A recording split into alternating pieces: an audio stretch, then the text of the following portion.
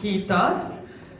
I have just arrived in Finland 1 month ago to work at the Danish embassy as a deputy ambassador. So far I've only learned how to say kiitos and kipis, but I think those two words are very important for tonight as well. Yes, so first of all, thank you very much for inviting me. It's been a great pleasure and also a great honor to be here this weekend and to celebrate the 550th anniversary of Olavinlinnan. I think it's been quite a contrast seeing the castle for the first time yesterday morning, because we were there and it was completely calm waters and serene and so beautiful, except for all of us talking, but it was almost peaceful. And then seeing it this afternoon with so many people and the soldiers and the cannon fire, and it was quite a remarkable contrast and also quite an impressive castle. And it made me really think about how it must have been to defend the eastern border throughout these last 550 years, as the castle has really been vital in the defense of. And the story of both building the castle and also defending this eastern border has truly been one of a Nordic cooperation, and that is what I want to talk to tonight. And I've heard in Finland you are normally allowed to make 3 points, but I will make 4, and I hope you will all bear with me either way. And the first one is that the whole reason for building Olavinlinnan was that of Nordic defense. It was built to protect the eastern border from the threat that Russia posed to all the Nordic kingdoms. And already then it was doing its job, so to speak. And defending the castle through the years has truly as well been a joint Nordic effort.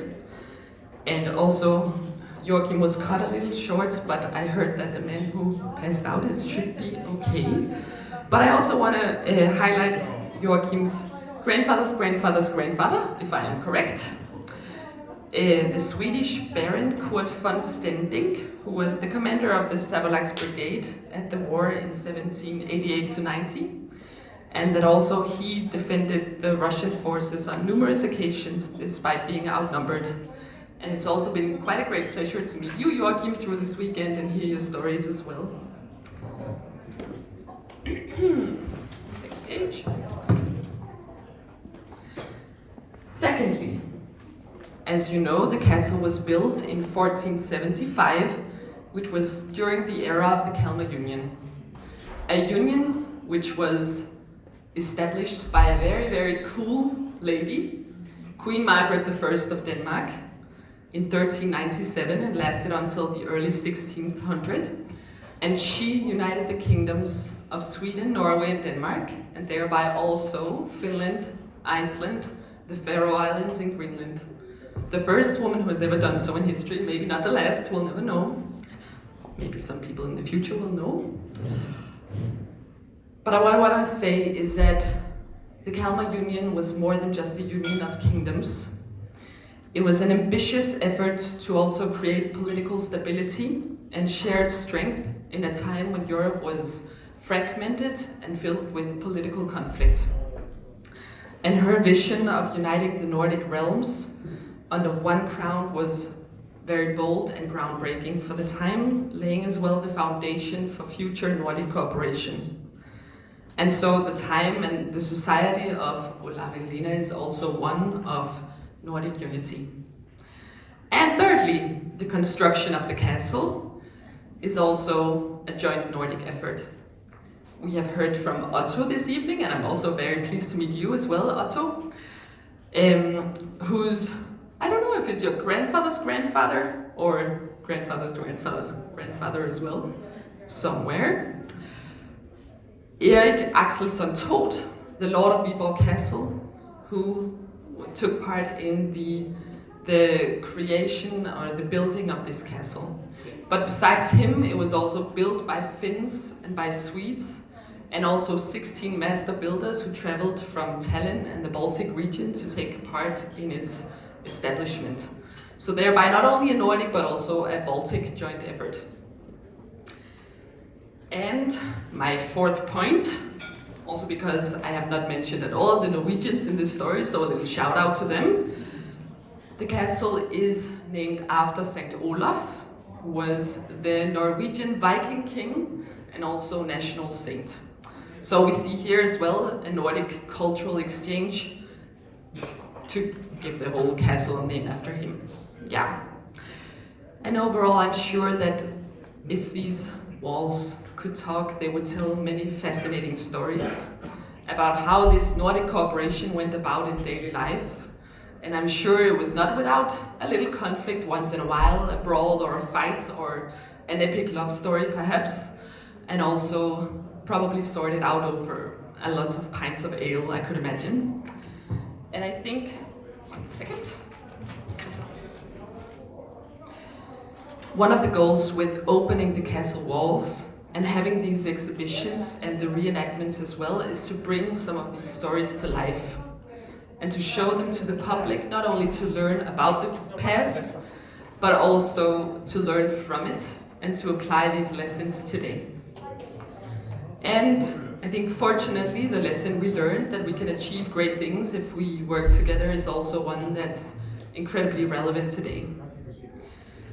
And against the very dark backdrop that is the war in Ukraine and also global instability, I really think that the Nordic countries have only grown closer. We see how Finland and Sweden have joined NATO and how Denmark has also lifted its EU opt-out on defense. And we've got an even stronger collaboration, and not only within peace and security, but also with all other aspects of society. I have a very strong experience or feeling that we've grown closer within trade, green transition, education, all other aspects of society.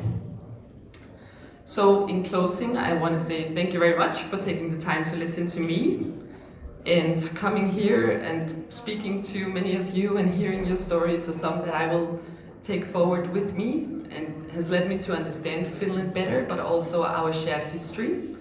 So I'd kindly ask you to also raise your glasses in celebration of Olavinlinnan, but also Finland and our shared Nordic history as well as our shared Nordic future.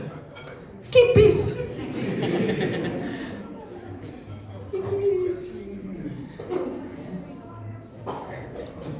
And kiitos!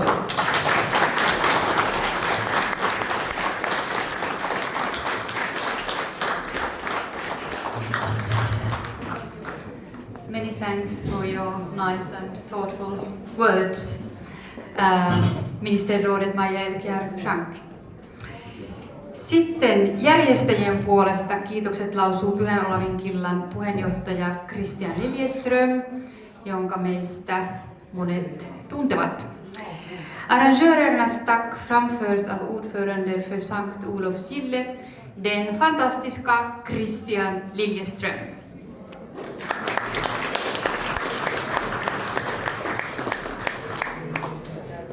Tack. Historiallista iltaa, hyvät ystävät. Haluan esittää parhaat kiitokseni kaikille Olavinlinnan piiritys 1788 tapahtuman osallistuneille lukuisille eri ihmisille, yhteisöille, tukijoille sekä monin tavoin asiaamme edistäneille taustavoimille sekä tietysti vieraillemme. Kaikkiaan järjestelyt sujuvat oikein hyvässä yhteistyössä ja eteen tulleet pulmat ratkaistiin yhdessä toimien.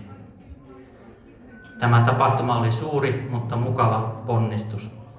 Oikea yhteistyön voimannäyttö. Me teimme sananmukaisesti historiaa.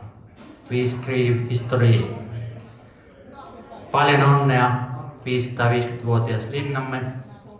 Kauan eläköön Olavinlinnan. Tack ska du ha. Thank you. Kiitos.